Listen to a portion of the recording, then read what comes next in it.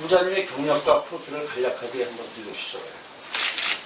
네, 저는 전북 군산에서 태어났고 전주고와 서울대를 졸업한 뒤에 1988년부터 동아일보 기자로 있었습니다.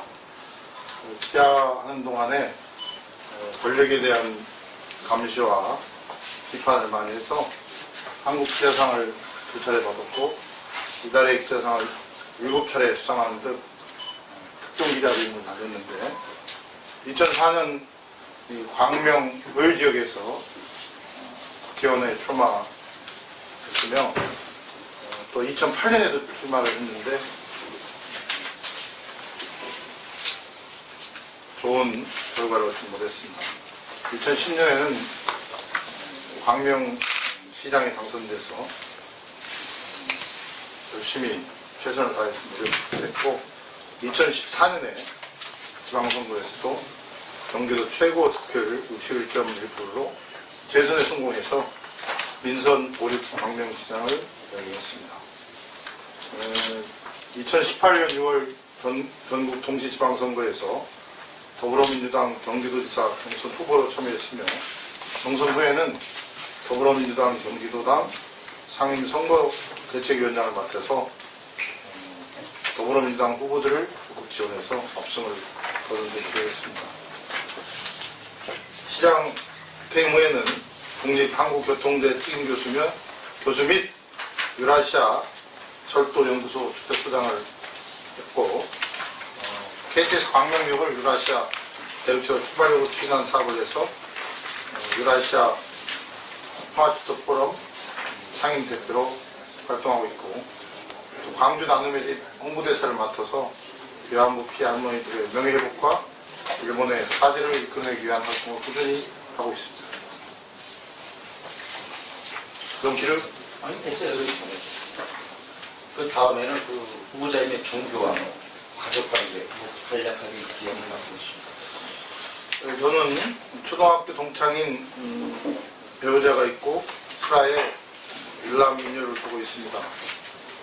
배우자는 30여 년간 국어교사로 재직하다 광명의 가림중학교에서 명예퇴직을 했고 여러가지 정치적 어려운 상황에서 저를 옆에서 따뜻하게 지켜준 가장 든든한 누군입니다. 종교는 지금 천주교 신자로서 활동을 하고 있습니다. 지금 뭐 후보자 출마하시면서 현 광명을 지역구를 선택한 이유가 있나요? 간략하게 말씀해 주시죠. 제가 광명시의회 선거구에 2004년 17대 총선에 출마하면서 처음으로 인연을 맺었고 또 광명시장 취임하면서 광명동굴의 개발 심화라든지 KTX 광명 역세권 변화, 광명시흥 테크노로지 추진 등 열정을 바쳐 일하는 곳입니다. 앞으로도 광명의 미래를 향한 산적한 현안들이 많은 지역이어서 남다른 애정이 있고 또 이 16년간 아낌없이 지지와 성원해준 시민 여러분과 당원들의 뜻을 충실히 받던 것이 도리라고 생각해서 광명시을 선거구를 선택한 것입니다. 감사합니다. 일단은 그 정치 임무는 언제 어떤 계기로 하셨는지 이게 말씀해 주시죠. 네. 동아일보 기자 15년 동안에 사회개혁을 위해서 최선을 다했는데 정론 집필을 하기가 어려운 그런 언론 상황에 직면했습니다. 이를 바꿔보기 위해서 윤영찬 전 청와대 국민소통수석 등 1,500 기자들과 함께 많은 노력을 했지만 한계를 느꼈습니다. 때마침 지역구도 타파와 부정부패 척결을 전면으로 내건 열린우리당이 창당했고 정치개혁뿐만 아니라 우리 사회 개혁에 힘을 보태기 위해서 열린우리당 입당하면서 정치에 입문했습니다.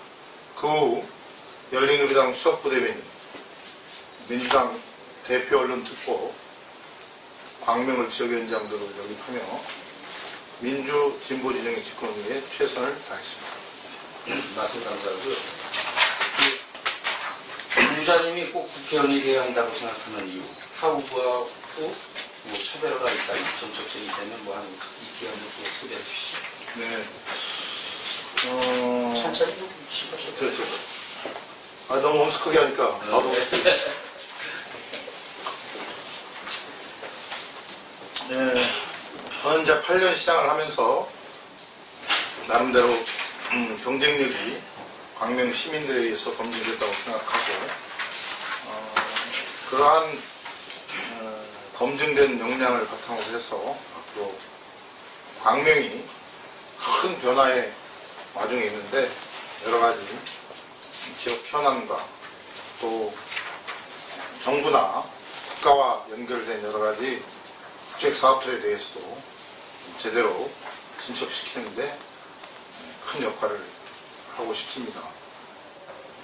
그동안 조형적인 베드타운인 광명시를 대한민국에서 가장 주목받는 도시로 변화시키면서 어떻게 일을 하는 것이 광명과 광명 시민들을 위해서 또 때로는 나라를 위해서 필요한 것인가를 알게 됐습니다. 그래서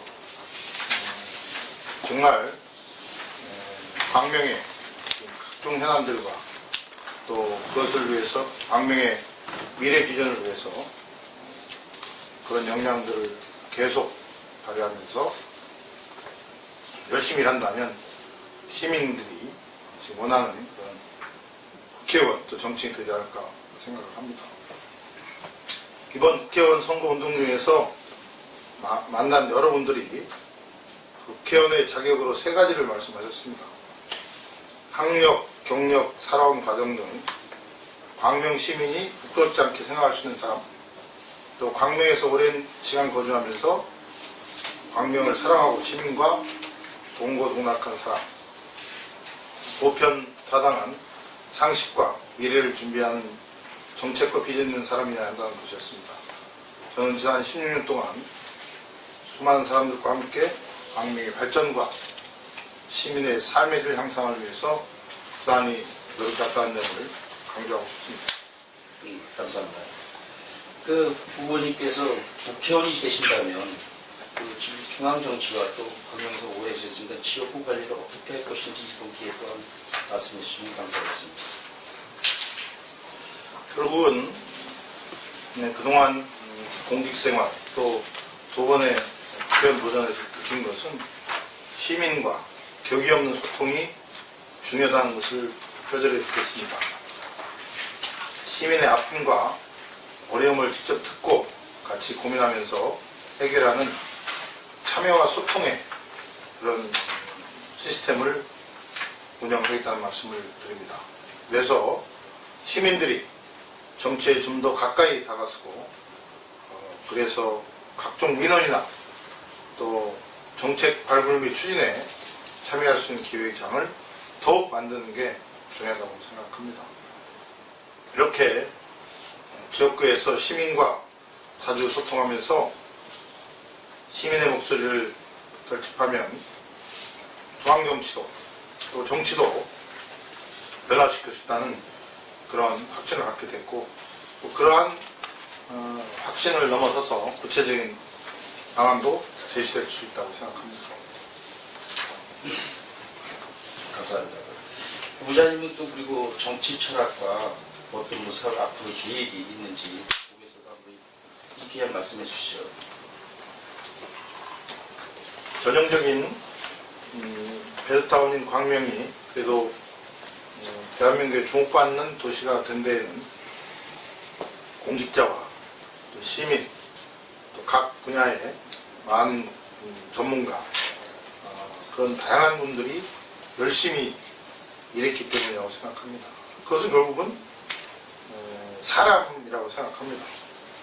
그래서 힘들고 어려운 곳에 있는 시민들에게 또 변화를 간절히 바라는 시민들에게 일단 희망과 비전을 제시하는 것이 중요하고 앞으로 그런 모든 것들은 사람을 중심으로 또 사람을 귀하게 여기는 그런 가운데 진행되어야 한다고 생각합니다.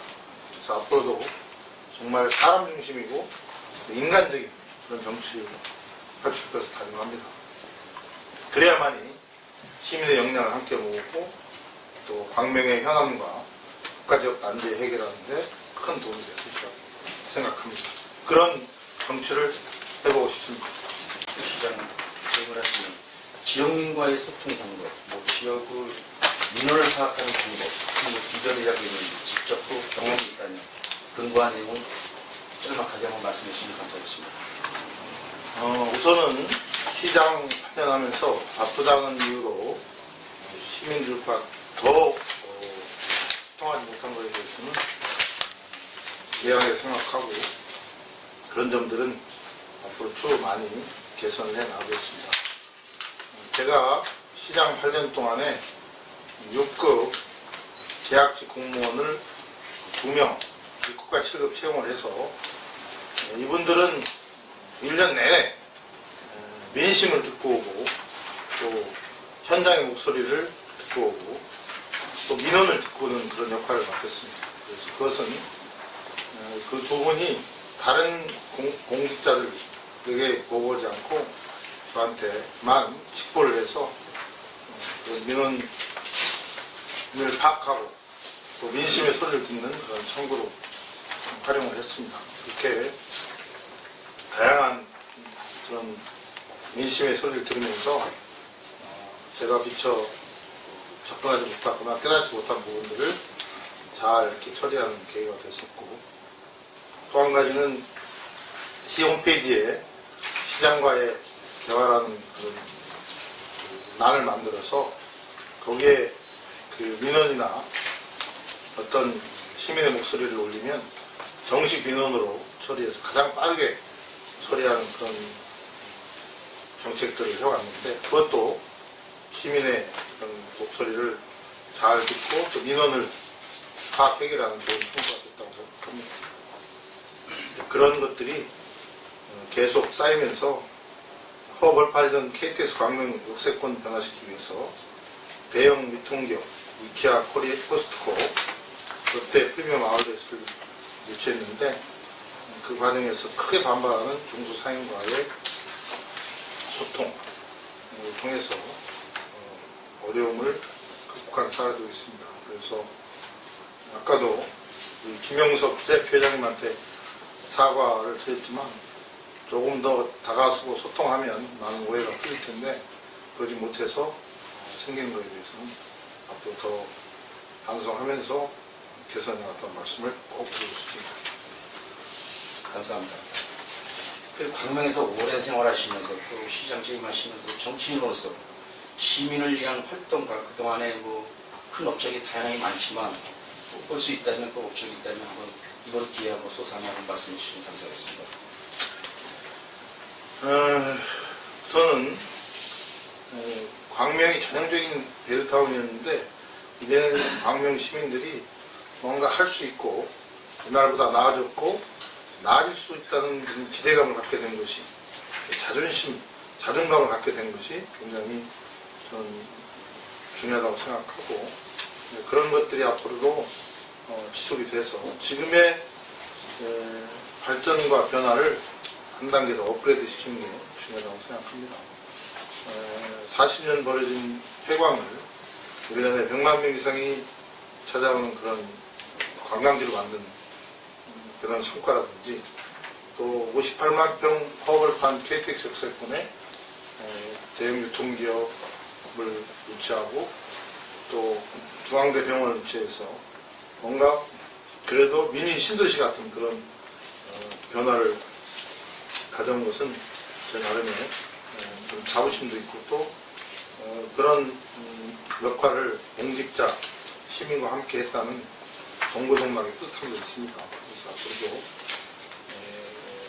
이런 큰 틀에서의 광명의 변화 발전 플러스 또 일자리라든지 저출산, 교육, 복지 안전망을 구축하는데 더 그동안도 열심히 해왔지만 그런 것들을 더 업그레이드 시키고 저는 광명이 무엇보다도 지금 앞으로도 여러 가지 변화의 과정 속에서 일자리를 많이 만들어야 한다고 생각합니다. 제가 시장하는 동안에 특화된 일자리를 통해서 전국 지방자치단체 일자리 경진대회 우수상을 4회 연속 수상했고, 지난 2018년 3월에는 대통령 기관표창을 받기도 했습니다.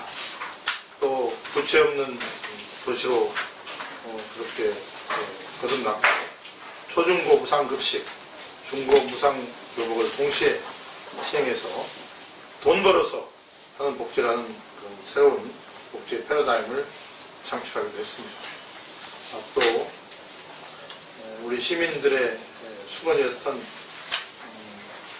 중앙대병원이 2021년에 잘 개원될 수 있도록 시나 관련 대학 기관들하고 잘 협조를 하겠습니다. 말씀 감사합니다. 말씀이 여러모로 없었다는 말씀 주셨는데, 아까 전제에 말씀드렸듯이 시민이 또 이렇게 굉장히 관심이 많으시고 시비를 많이 하시고 그랬는데, 그중에 업중에서 지금 광명 하안동에 계시다는 분, 당원이시라고 그 분의 시민들도 굉장히 많은 공동사항이 많다고 하셨는데, 여러 분이 들어와요. 그중에 세 가지를 가지고 하는데, 첫 번째, 모자님께서 광명 공부에 대한 업적이 큰 그때 관광지 선정이 됐다 이렇게. 근데 이제 그런 부분에 대해서 의아하는 부분들도 많아요. 보면 지도하신 부분이 이렇게 하셨네요.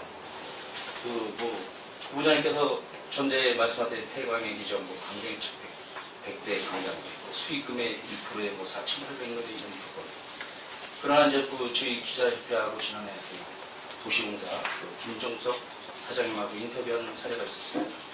그 사장님은 저희들이 앞에서 지금도 폐광의 기적이 적자를 보고 있다. 지금도. 그 적자를 보고 있다는 말씀과 또 어제 당 후보님도 양 후보님께서 적자라고 말씀하셨다고 얘기하시더라고요. 그래서 일부분의 시민들은 지금 이번에 저희들이 지적하신 분은 이것이 양국께서 시민의 혈세, 바다 투자한 것을 가지고 개인의 정치적인 목적으로 활용하지 않냐. 이런 말씀에 의구심을 많이 말씀하시더라고요. 이번 기회에 이런 것도 한번 해석을 시키는 차원에서 말씀해 주시면 감사하겠습니다. 광명 동굴에 대해서는요, 왜곡되게 많이 알려져 있고, 또 저를 정치적으로 비방하기 위한 잘못된 그런 주장도 많이 제기되어 있는데, 저는 그동안 그거에 대해서 별로 이렇게 반박이나 공박을 하지 않았습니다. 왜냐하면 이미 시민들이 가서 보고 느꼈고, 또 그게 재정이라든지 이런 모든 면들도 이미 다 공개가 되어 있는 상태다. 우선은 2011년에 정말 40년 벌어진 폐광을 그것도 개인 소유로 우리가 43억 원에 사서 당시는 시의회도 그렇고 모든 사람들이 반대하고 되지 않을 거라는 부정적인 생각을 갖고 있었어요. 그래서 돈 쓸 돈도 없었어요. 아니 시의회에서 그때 당시 6대6에서 반대 쪽에 있는 그 시의원들은 동굴에 동자만 나와도 다 예산을 부결을 시키고 조례를 부결시키는 상황에서 어떻게 돈을 씁니까? 그것은 상식적으로. 그래서 저 광명 동굴은 설계도가 없습니다. 설계를 위해서 5억 원 정도 예산을 세웠는데 결국은 세우려고 했는데 그게 통과가 안 되고 세워지지 않은 바람에 설계도가 없이 그냥 시간 날 때 돈이 조금 생길 때마다 이렇게 해왔어요. 마침 그럴 때 이제 경기도에 당시 김문수 도지사, 저와 당이 다른 김문수 도지사가 80억 원의 도지사 시책 추진금을 도와줬고, 또 저희들이 그 경기도 안경필지사 있을 때 1등 하면은 100억을 받는 그런 30회 시군의 콘테스트에 나가서 광명동굴이 1등을 한 번에서 100억 받았고, 또 업사이클 센터에 2등을 해가지고 50억을 받았습니다. 그런 과정 속에서 돈을 들였어. 그 다음에 우리가 장사를 하건 사업을 하건 뭘 시작을 하면 처음에 투자를 해야 할 거 아닙니까? 그 40년 벌어진 폐광에 길도 없고 안에는 전부 오염돼 있고 또 여러 가지 위험성도 있고 콘텐츠도 없고 아무것도 없는 상황에서 그 다음에 돈은 그렇게 예산을 쓰는 구조도 아니고 그랬을 때 오로지 공무원들과 제가 그 열정으로 시작을 해서 조금씩 했어요. 지금은 거의 다 안이 개발했지만 우리가 이걸 시작해서 2011년에 시작을 했는데 2013년에 입구에서 처음으로 400명이 떨어진 예술의 전당 거기에다가 처음으로 우리 공연장을 만든 거예요. 2년 걸렸어요. 그럼 무슨 돈 쓸 일 없죠. 그 다음에 길이 안 뚫려가지고 주차장이 없어가지고 아무것도 할 수 없었어요. 그리고 반대는 그쯤에서 일부 시의원들은 뭐 무너지고 오염되고 앞으로도 돈 먹는 하마가 될 거라는 것 때문에 계속 공격만 하고 이런 상황에서 무슨 돈을 쓰는 거예요. 그래서 이제 그나마 시의회가 꼭 필요한 것들에 대해서 해서 제가 생각하기에는 초기 투자 비용은 뭐였냐면요. 내부 정리, 그 다음에 도로, 주차장 뭐 이런 것도 할 거 아닙니까. 그 다음에 최소한의 편의시설, 그 다음에 그 안에 콘텐츠 여기에 뭐 돈이 과다 투자할 상황이 아니라 그러면 광명시는요. 제가 시장하는 동안에 1년에 시장이 다 예산 집행하고 200억에서 300억 정도의 과외 시장이 조금 더 이렇게 쓸 수 있는 경우에는 예산이 없었습니다. 광명시가 무슨 예산이 있습니까?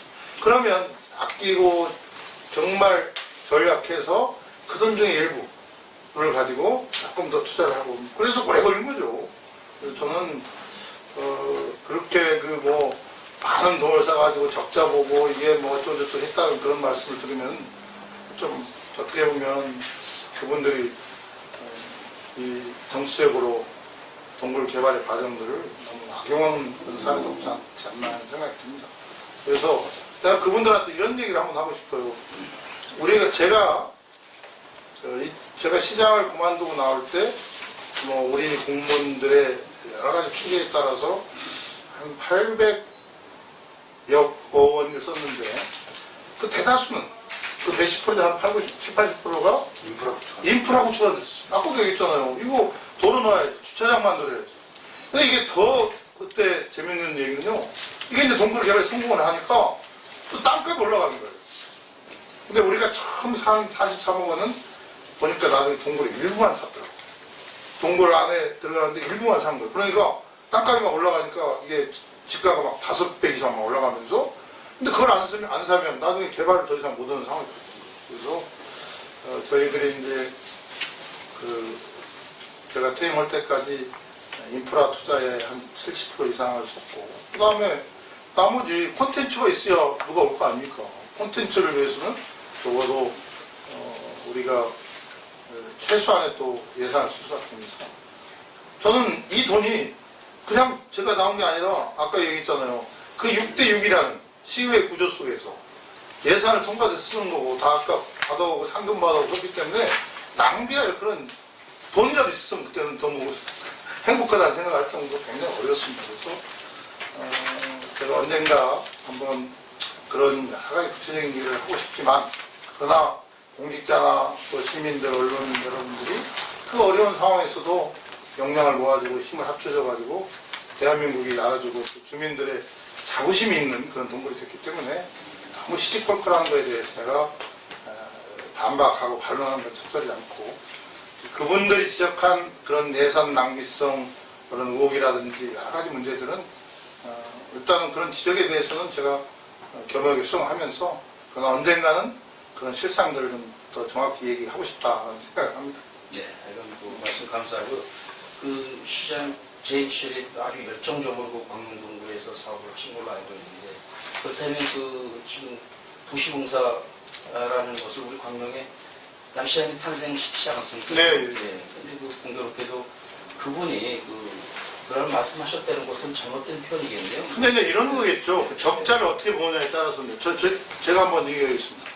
우리가 2015년 4월에 유료화를 해서 그해 9개월 만에 92만 명이 왔습니다. 2016년에 유료 관광객만 142만 명이 왔습니다. 그러면 2017년에는 123만 명, 2018년에는 116만 명이 왔습니다.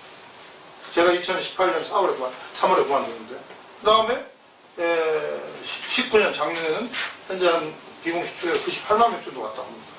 그런 이제 상황. 그러니까 아무래도 인원이 줄어들고 그 다음에 수익성에 대해서 또 더 이렇게 개발하거나 뭔가 새로운 그런 사업들을 하지 않으면 또 그것도 줄을 수 있지 않습니까? 그 다음에 인건비가 올라가고 이제 제가 왜 인건비 문제를 얘기하냐면요. 제가 시장하면서 동굴을 개발할 때는 우리가 전문가들도 많이 썼지만 우리 시민들을 많이 채용을 해서 그분들이 봉사를 하겠습니다. 그분들은 비록 임금은 보수는 작았지만 자부심 가지고 많이 하기 때문에 제가 한때 500명까지 그 동굴에서 일했던 때가 있습니다. 그래서 그런 인건비라든지 수익 모델이라든지 수익 구조를 어떻게 하느냐도 중요하고, 또 아까 말한 많이 오죠. 만약에 내년에 올해죠. 올해 2020년에 지금 공사에서는 한 105만 명 정도를 그 관광객 오는 걸 잡았더라, 목표를 잡았는데 지금 더 적게 온다 그랬을 때, 그 다음에 수익 구조를 안 한다 했을 때 그런 상황이 올 수 있습니다. 그래서 일단은 어떠한 이제는 이제 이게 공사가 맡았기 때문에 좋은 콘텐츠도 개발을 해야 하고, 또 직원 채용 문제도 좀 여러 가지 동굴 규모에 맞게 잘 해야 하고, 그래서 저는 뭐 도시공사 사장이 적자가 났다고 하는데, 이 관광지라는 것은 잘하면 아까 142만 명 올 때는 얼마나 돈을 많이 벌었겠습니까? 그래서 지금 6,000원 그 요금을 입장료를 좀 더 올려야 한다는 얘기도 좀 나오고 그러는데, 일단 이것은 앞으로 잘 그런 수익 구조라든지 동굴에서 찾게 하는 그런 여러 가지 좋은 그런 매력적인 방안들이 있다면 충분히 앞으로 성공할 수 있다. 그리고 1년에요. 대한민국에서 1년에 매년 100만 명 이상 오는 관광객도 많지 않습니다. 그래서 우리 도시공사 사장님께서 어떻게 해서 그런 말씀인지 구체적으로 모르겠지만 힘을 합치고 또 좋은 아이디어를 가지고 실천을 한다면 동굴에서, 왜냐하면 어찌됐든요, 제가 동굴을 개발하고 KTX 역수역을 개발하고 우리가 수익이 생겨서, 광명시가 지금 빚 없는 도시잖아요. 어떤 일을 했을 때 막 그 예산을 써가지고 무분별한 예산을 써서 도시에 막 도시가 빚덩어리에 빚에 안 치고 빚이 많아지고 시민들의 여러 가지 민원이라든가 생활이 어려워지면은 그건 정말 다시 한번 깊이 생각해 봐야 할 거지만, 거기서 어찌됐든 돈이 나와서 초기 투자 비용을 제외하고 돈이 나와서 시 재정을 튼튼하게 해서 빚이 없고, 고교 무상급식이나 중급 무상급식이라든지 이런 여러 복지 혜택을 획득한 것은 그냥 단순하게 1년에 적자 약자를 떠나서 또 광명의 좀 미래의 먹거리가 됐으면 하는 생각합니다. 이런 적절하지만 앞으로 좀 미래 지향적으로 봤을 때 그 사업에 성과가 있을까라고 보고 현재의 상황을 그렇게 말씀하셨나 봅니다. 그렇다면 아까 말씀드린 그 타오보가 아닌 광명갑에서 오시는 같은 당 소속의 후보님이 어저께 이 자리에서 말씀하시기에 그 질을 시민들이 궁금증이 하니까 거기서 질을 하니까 양 전 시장님 시절에 본인에게 여러 사람이 있었고 지금 현재는 적자다. 지금과 같은 말씀을 드리고 차후에 이러한 부분이 사업성은 있을 것이라는 말씀을 하셨다고 해요. 그런 적은 없었습니까 혹시? 아니 그러니까요. 이게 아까 지금 똑같은 2013년 아니 2011년에 시작해서 그 아무것도 없는 40년 벌어진 폐광에서 어떻게 갑자기 수익이 나옵니까? 자, 그러다 보니까 시민들은 앞으로 미래에 이익으로 나올지만 우리가 가정적으로 개인 사업은 아니지 않습니까? 중요한 거는 지금의 시민의 혈세를 가지고 움직였다는 얘기죠. 그래서 시민들의 궁금증은 앞으로 사업이 성공적으로 될지 안 될지는 모르겠지만 지금 시민의 돈으로 다 움직이셨다는 얘기지. 그랬을 때 시민은 일각에서는 이것이 우리 시민을 두고 정치적인 자기 야심을 가지고 활용한 거 아니냐라는 의심이 있었다는 얘기입니다. 근데 이제 제가 이 말씀 안 드리려고 했는데요. 광명동굴은 무형의 엄청난 광명의 자산입니다. 자, 광명동굴에 1년에 140만 명이 왔던 2016년에 그분들이 광명에 가게에 가고, 광명에 숙박업소에도 가고, 광명에 음식점에도 가고, 광명에 주유소도 가고, 그리고 얼마나 많은 또 일자리가 생겼습니까? 그래서요, 제가 얘기했어요. 왜냐하면 세상이라는 게 그렇잖아요. 그런 광명동굴이 광명의 브랜드 가치를 높이고, 또 여러 가지 집가라든지 걸 높이고, 또 그런 많은 지역경제 활성화에 도움이 되고, 이런 것은 만약에 광명동굴을 개발하지 않고 지금 그대로 놔뒀으면 여기 토백이 출신인 우리 김영수 회장님한테 감히 묻고 싶은 게 지금도 그대로 있을 거예요. 그럼 저희가 썩어가는 대한민국 가장 오염이 되어 있는 곳으로 지금 방치되어 있다고 생각해 보십시오. 그래서 아무 일면을 보고 아까 제가 얘기했잖아요. 1년에 140만 명이 왔을 때 광명에서 밥도 먹고 술도 한잔 할 수 있고 또 어디 휴지도 살 수 있고 주에서 가면 그게 다 고용창출과 지역경제 활성화와 시세수로 이어지는 이건 아무도 생각하지 않는다는 거예요. 그래서 그런데 그 부장님께서 지금 열정적으로 말씀 주시지만 앞으로 이제 잘 되무시게 시민이라는 사람으로서 또 잘 되길 바랍니다. 그래야죠. 그러나 지금 현실적으로 그 주변에 식당가들이 뭐 지금 문을 닫는다라고 그래요. 지금 그 굉장히 어려운 환경에 있다고 합니다. 지금 그래서 그 말씀하신 대로 17만 평이 잘 제대로 개발이 돼서 앞으로 무형의 자산이 큰 자산이 돌아올 날이 있겠죠. 그러나 현재 가장도 그 주변에 시민들이라든가 거기서 사업을 하시는 분들이 어려움을 토론하고 있어요. 그래서 그러다 보니까 시민들이 이런 질의를 좀 한번 해보고 또 궁금사항 그래서 한번 의견을 그래요. 저는 광명동굴에 대한 어떤 비판도 뭐 좋은 대안을 가지고 수용하면은 지금은 제가 이제 공직에 있는 게 아니기 때문에 우리 현재 시장님이나 도시공사 사장 직원분들이 잘 알겠습니다. 충분하게 그 우리 부장님의 말씀 잘 들었고요. 다음에는 우리 딴 질문 한번 드려보죠. 뭐냐. 광명 지역의 가장 큰 지금 무엇이라고 생각하고 문제점이 해결점은 또 무엇이라고 생각하시는지 뭐 경제, 문화, 복지, 환경 우리 후보님은 잘 아실 거예요. 한 세 가지만 요약해서 한번 말씀해 주시면 감사하겠습니다. 지금 이제 광명에 뭐 여러 가지 그 현안들이 많이 있고 그런 현안들을 시민들은 좀 광명시와 그 지역의 정치인들 또 국회의원이 되고자 하는 사람들이 잘 이렇게 해결하기를 간절히 바라고 있다고 생각합니다. 저는 지역구의 한 의원께서 지난 1년 이상을 활동을 하지 않으면서 광명이 가장 중요한 그 현안들이 많이 있는데 이게 중앙정부와 연결해서 풀어야 할 그런 현안들도 많이 있는데 그런 역할들이 안 되면서 굉장히 광명이 어려움에 처했다고 생각합니다.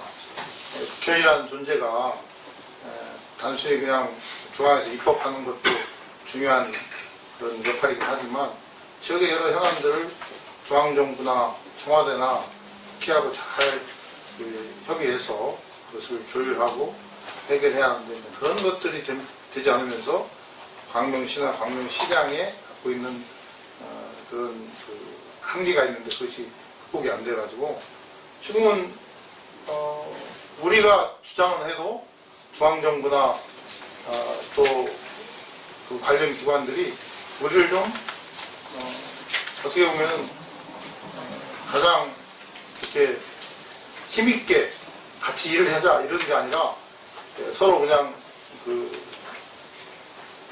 각자의 주장만 되풀이 한다는 그런 뉘앙스도 좀 나오고 그런 모습도 비춰지는데 그래서 이제 그런 것들을 일부 언론에서는 뭐 광명 패싱이 아니라 이렇게 지적을 하는데 그래서 앞으로 누가 국회의원이 되든 광명시장과 잘 협의해서 광명시의회와 잘 협의하고 도연과 협의해서 지금 우리 하안 이지구 문제라든지 또 구름산 지구 개발이라든지 광명시흥 태풍 대비라든지 또 지하철 유치라든지 또 구로 차량 기준 문제 이런 것들을 우리 광명 시민들의 여론을 적극적으로 수렴해서 잘 해결하는 게 가장 편안이 아닌가 생각합니다. 제가 인재를 했을 수도 있겠지만 저 때문에 저의 시정 때문에 저의 정치 때문에 마음이 아프거나 또 필요 이상의 어려움을 겪었거나 이런 분들이 있으라고 생각하고요. 그런 분들한테 좀 가장 죄송하게 생각합니다. 시장을 특히 8년 하고 내려놓고 보니까 저의 그런 제 나름대로는 최선을 다했다고 하지만 저의 시장 운영 속에서 여러 가지 어려움을 느꼈던 분들이 꽤 있더라고요. 그분들한테는 사과드리고 앞으로는 정치나 행정을 하는 동안에 그런 일들에 대해서 좀 더 세심하게 고민하고 또 배려하고 챙기겠다는 말씀 꼭 드리고 싶습니다. 그럼 제가 한번 또 드릴게요. 마지막 가장 잘한 일도 해야죠. 네, 맞습니다. 아무튼 뭐 지금까지 해왔지만 그 잘한 일을 제가 뭐 너무 그 강조하는 것도 무슨 뭐 시민들에 대한 도리는 아니고 제가 2015년에 이 KTX 광명역을 유라시아 대륙철도 출발역으로 하겠다고 선언했을 때 대다수의 사람들이 저한테 손가락 차면서 비웃었습니다. 말도 안 되는 소리, 또 저것 때문에 필요 없는 예산이 낭비될 수 있다는 그런 지적이 있었는데 저도 뭐 사실 어떤 확신이 없었지만 그러나 시민들과 또 우리 공직자들과 함께 꾸준히 노력한 결과 이제는 KTX 광명역이 유라시아 대륙철도 출발역의 주요 후보지라는 것은 대한민국 사람들은 다 압니다. 그래서 절대 포기하지 않고 또 시민과 전문가들, 공직자들과 함께 힘을 모은다면 불가능은 없다. 그 불가능을 계속 가능으로 만드는 게 정치와 또 정치인이 해야 할 영역이다. 그런 점에서 현재 광명의 많은 사람도 그러한 마음을 한번 더 열심히 해보겠습니다. 네, 감사합니다. 끝으로 제가 또 마지막 질문을 드릴게요. 정치하면서 흔한 얘기는 가장 존경하는 정치인이 있다면 한번 말씀해 주시고 그리고 더불어 또 곁들여서 저희가 이제 작은 지역에서 우리가 그 기자협회라고 이렇게 운영하고 있습니다. 아까 전자에 말씀드렸다시피 그 지역 지방지들이 그 약간 환경 속에서 움직이고 있어요. 그런 가운데 그 오해는 하지 마시고 과거에 우리가 기사를 접하는 제2 시절에 그 언론 중재나 이런 부분에 하셨던 부분을 지금에 와서 한번 소개를 한번 제 끝으로 한번 말씀해 주시면 감사하겠습니다. 네, 저는 뭐 정치 입문하기 전부터 김대중 노무현 전 대통령을 인생의 멘토로 삼고 또 그분들이 걸었던 길을 이어가려고 노력해왔습니다. 서생적 문제의식과 상인적 현실 감각을 가지라는 김대중 전 대통령의 말씀 늘 명심하고 또 실천하려고 노력하고 있습니다. 노무현 전 대통령의 도전정신과 특유의 승부사적 리더십 본받아서 앞으로도 정치에서 불가능하다는 그런 일들도 한번 뛰어넘는 그런 정치 해보고 싶습니다. 아까도 말씀드렸지만 광명동굴 개발 그런 면에서 한번 도전해봤고 또 일부 성공도 했습니다. 유라시아 대륙철도 출발역 구성도 더 도전하고 있습니다. 그래서 저는 힘들 때마다 두 전직 대통령의 삶을 가슴 깊이 새기면서 용기를 얻고 있습니다. 말이 아니라 행동과 성과로 또 대통령님의 가치와 비전을 이어가려고 노력하고 있습니다. 우리 김영석 회장님께서 제가 시장 재임 시절에 그 기자분들은 언론사에 언론 중재의 제소라든지 또 일부 길고지만 고소고발에 대해서 말씀하셨습니다. 제가 아까 서두에 이런 얘기를 했습니다. 그때는 일이 중심이었고 또 일을 하다 보니까 마음이 급했습니다. 그때 조금 더 언론인들이 썼던 기사라든지 언론인들이 했던 여러 가지 언행에 대해서 조금 더 마음의 여유를 가지고 소통하고 또 어떻게 보면 서로 이해를 했으면 그런 일이 없었다 하는 그런 아쉬움도 저도 있습니다. 왜냐하면 모든 게 이해이 눈에 눈으로 한다고 해결되는 것도 생각합니다. 그때 조금 더 제가 깊이 생각하고 언론인들이 왜 그렇게 했는가에 대해서도 헤아렸더라면 언론인 여러분들이 마음속에 가지고 있는 앙금들이 더 훨씬 없었을 거라는 생각을 하게 됩니다. 그런 점에서 앞으로 대언론 관계, 공적인과 대언론 관계라든지 언론인